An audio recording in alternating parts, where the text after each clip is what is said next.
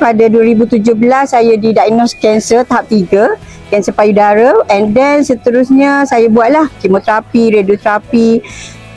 Dan 2023 kanser tersebut merebak ke tulang, jadi stage 4 lah.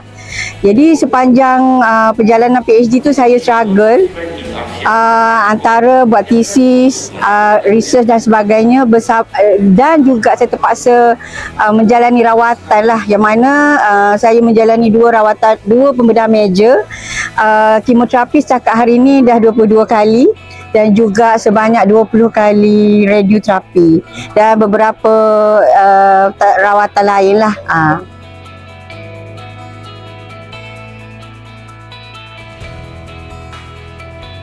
Saya tahu you struggle dengan whatever yang you hadapi, walaupun orang tak nampak.